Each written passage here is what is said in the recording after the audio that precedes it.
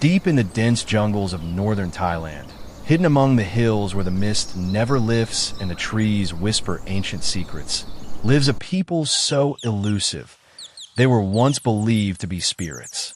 They are called the Mlabri, or by their haunting nickname, the spirits of the yellow leaves. No country has truly claimed them. No government fully understands them. And for a long time, even science couldn't explain where they came from. But the truth behind the Mlabri people is more mysterious than any legend, more heartbreaking than any tale, and more inspiring than any survival story you've ever heard. In today's journey, we'll peel back the jungle canopy, dig into ancient oral traditions, and reveal a story that rewrites everything we thought we knew about tribal life in Southeast Asia. Who are the Mlabri? The Mlabri live in the remote borderlands of northern Thailand and Laos, nestled between hills far from roads, electricity, or modern development. They are a nomadic hunter-gatherer tribe, one of the last of their kind in all of Southeast Asia. Their name, Mlabri, comes from their own language and roughly translates to people of the forest. But outsiders gave them the name Spirits of the Yellow Leaves because they build temporary shelters from banana leaves, and when the leaves turn yellow, they abandon them and move on. To the hill tribes who encountered them, they didn't seem quite real, always appearing, disappearing like ghosts. Unlike most neighboring tribes, the Mlabri don't practice farming. They never settle in one place.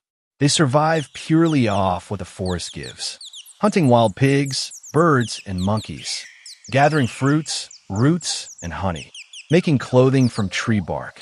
It's like stepping back thousands of years to a time before cities, politics, or written language. A genetic mystery. In the early 2000s, scientists began asking questions no one had answered. Who are the Mlabri?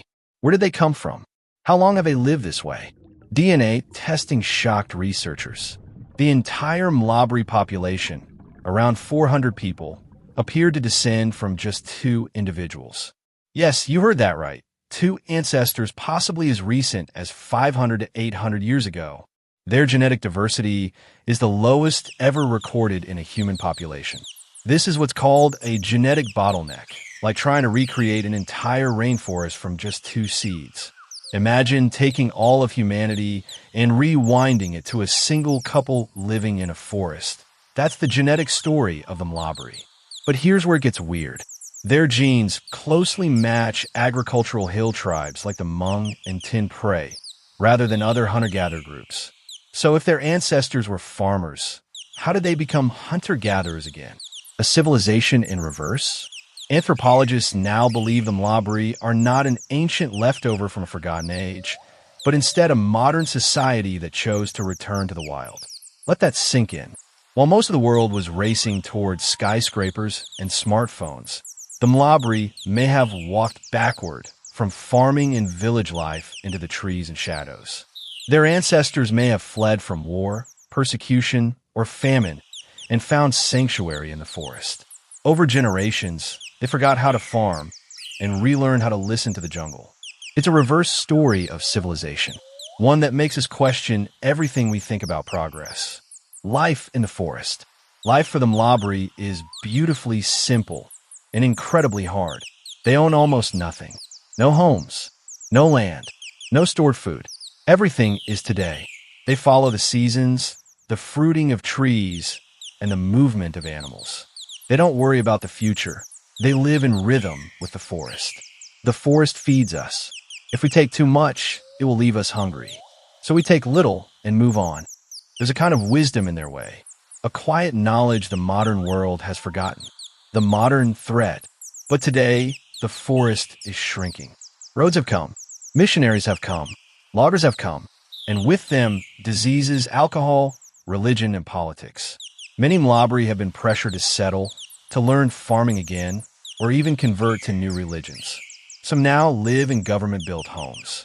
Some have jobs in nearby towns. But many say they feel lost, like the forest that gave them life has been taken from under their feet. What we're seeing is not just the loss of the forest. It's the loss of a worldview, a way of being human that values presence, silence, and harmony. What can we learn from them? The Mlabri people may be mysterious, but they're not magic. They're human. just like us. What's different is the story they chose to live. In a world that races forward, they remind us, you can live with less. You can walk lightly. You can let go. Their presence forces us to ask deep questions. What do we really need to be happy? Are we too disconnected from the world that feeds us? And could the real progress be found in turning backward just a little? In the end, the Mlabri are more than a tribe. They're a mirror. And when we look into that mirror, maybe we see what we've lost.